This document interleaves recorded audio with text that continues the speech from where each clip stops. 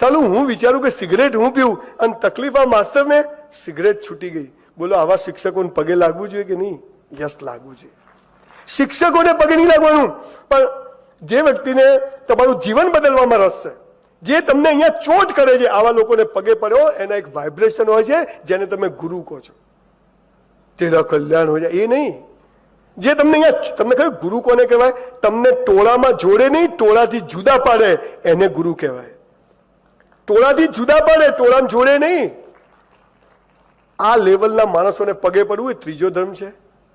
ચોથો ધર્મ, પહેલા ત્રીજા ધર્મમાં રહી ગઈ વાત મારી સૌથી મહત્વની.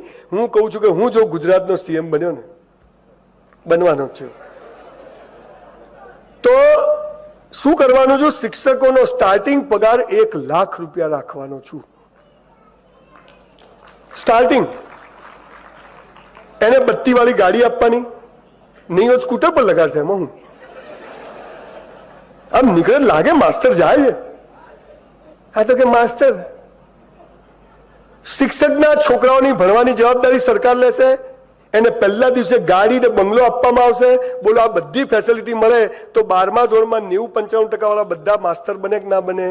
તો ફેક્ટરી હારી હોય તો માલ બાર હારો આવે કે ના આવે? આ કરવાની જરૂર છે.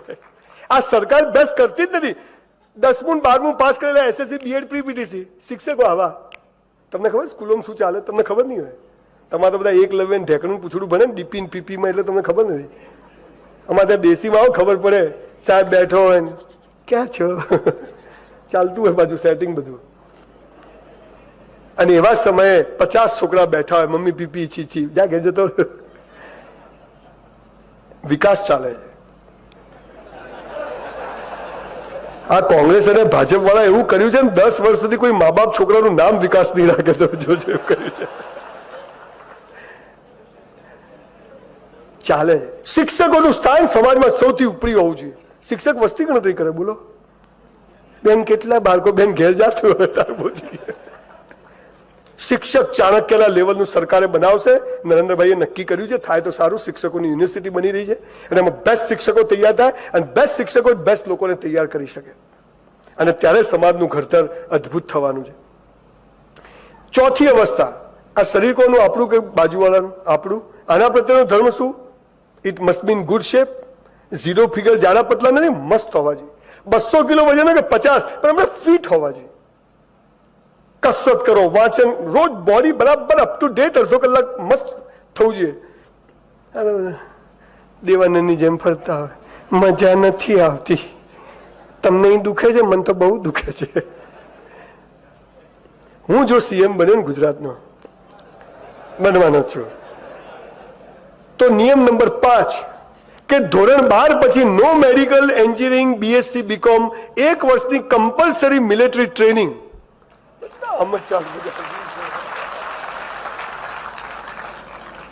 સ્કૂલમાંથી પીટીના ટીચરો કાઢ નાખે. તમને ખબર? નો પીટી ટીચર. ગેજિંગ કરવાની.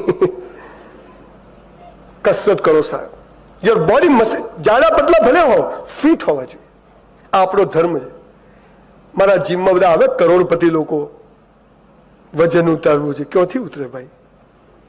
થાઇરોઇડ, કોલેસ્ટ્રોલ, હેરિડિટરી પ્રોબ્લેમની વાત નથી કરતો, પણ આપણે ફિટ. આ સુમો પહેલવાન કેવા હોય છે, કેવા ફિટ હોય છે? ફિટ હોવાની વાત કરું. આ તો બહેનોમાં હમણાં ફેશન ચાલી 0 ફિગર. એટલે બેન ફિગર તો હોવું જોઈએ. ફૂંક મારો દુડી જાય. હા નહીં, ફિટ હોવા જોઈએ. રોજ કસરત કરવી જોઈએ. 5મો ધર્મ, ભગવાને 2 ડબ્બા આપ્યા છે. આ બેસ્ટ કરવાના રસ્તા બતાવું. અને આ કરશો ને તો બધું બેસ્ટ થવા માંડશે. અને બધું બેસ્ટ થશે ને, બોસ ગાડી આયે છૂટકો છે. કંપની વાળો કે લો સાહેબ આપની છે. ના ના, એવું થતું હશે તો નહીં જ થાય. કાચબા ને સસલાની એક વાર્તા આવતી હતી, ખબર છે? આ છે ને કાચબો છે, અરે સોરી, આ સસલું છે ને આ કાચબો છે. બોલો કોણ જીતશે? કાચબો. તો કોનું કેવું કરવું જોઈએ? આપણે કોનું કરીએ? આને કે ચૂપ અને આને કે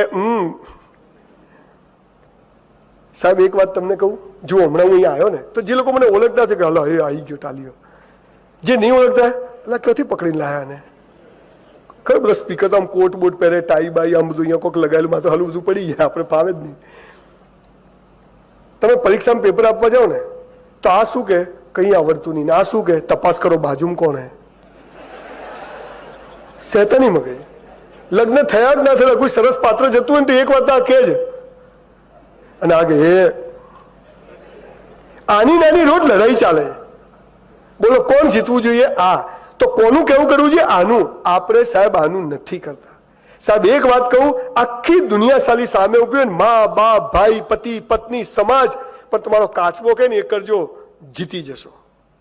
આ આપણો ધર્મ છે, આ આપણો ધર્મ છે. આ બધા ધર્મ આપણે કરીએ ને તો બધું બેસ્ટ થવા માંડે. બીજી અવસ્થા પૈસા કમાવો, જેના માટે તમે લિંકનમાં જોબ કરો છો, જુદા જુદા બિઝનેસમાં છો, બીજા બધા લોકો બી પૈસા કમાવા માટે ભગવાન શું કહે છે ખબર છે? હે મનુષ્ય, મહેનત કરવી તારા હાથમાં છે, ફળ આપવું મારા હાથમાં છે. એટલે ભાઈ ઉભા થયા તો હવે કોઈ કરવું જ નથી. એટલે એમ નહીં, જંગલનો રાજા મોઢું ખુલ્લું રાખે મોઢામાં આવી જાય. એ તો દોડવું પડે, પકડવું પડે, ચારે બાજુથી ઘેરે અને પાડો છૂટી જાય.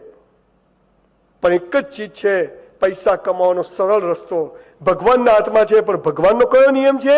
જે આજનો વિષય છે, જે કરો તે બેસ્ટ કરો. 400 રૂપિયામાં હોટલની વેટરની નોકરીમાં 4000નું કામ કરો ને, 3600 રૂપિયા ભગવાનના ત્યાં જમા થાય. અને યોગ્ય સમયે 30 વર્ષે પણ એનો બદલો મળે છે. આ વાત યાદ રાખવાની. જે કરો તે બેસ્ટ કરો, એક્સ્ટ્રીમ. મને યાદ છે, મારી બા, મને બહુ અંગત વાત, બહુ પહેલી વાર કહું, મારા બાપુજીને 7 ભાઈઓ. My father they were 7 brothers.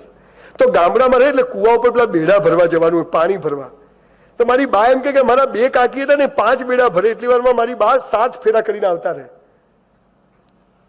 તો બધા વાતો કરે કે તું શું આટલું દોડે છે, બધા 5 ભરે, તું 5 ભર.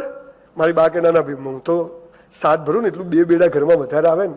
આજે સાહેબ આપને નવાઈ લાગશે કે 5 બેડા ભરવા વાળાનું શું છે ને 7 બેડા વાળાનું શું છે, એ તમને ખબર નથી. આપણે આ લેવલનું ભગવાનનું મોનિટરિંગ છે. બધું જ બેસ્ટ કરવાનું. મારી જીવ છેલ્લા શ્વાસ સુધી હું એક ચીજ થોડી બી ખરાબ ખોટી નહીં કરું. હરામનો રૂપિયો લઈ નહીં કરપ્ટ. 1 રૂપિયાની વસ્તુ 100માં વેચો, કોઈ પાપ નથી, પણ એ 100ની હોવી જોઈએ, ભલે આપણને રૂપિયામાં પડી. પણ સાહેબ, ગુજરાતના 70 ચોર અધિકારીઓ, બ્યુરોક્રેટ્સ, પોલિટિશિયનનું મેં લિસ્ટ બનાવ્યું છે. એમણે કરપ્શન કર્યા, ચોરીઓ કરી, ભ્રષ્ટાચાર કર્યો, 2,000 કરોડની પાર્ટી બની ગયા. સાહેબ, એમણે બધું ખોટું કર્યું, બેસ્ટ નથી કર્યું, ખોટું કર્યું.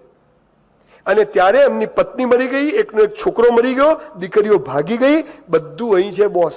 1 રૂપિયો પગારમાં કે ધંધામાં હરામનો લીધો ને, આપણી ઓલાદને પણ રોઈ રોઈને વ્યાજ સાથે ચૂકવવો પડશે. આ એનો કાયદો છે.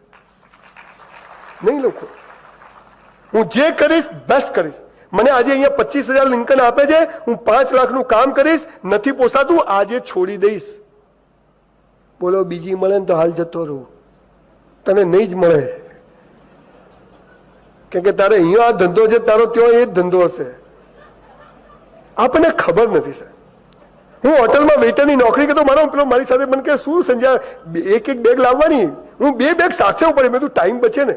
પેલો માણસ, જે માણસ હોય એની બેગ રૂમમાં જ બિચારો ફ્રેશ થતો, હું 2 બેગો, હું આટલું વિચારતો કે મારો જે કસ્ટમર છે એની 2 બેગો હું એક લઈશ, પછી બીજી લઈશ. એક લિફ્ટ હતી નહીં સાહેબ. આ બધું બેસ્ટ કરો ને, પૈસા જખ મારીને આવે સાહેબ.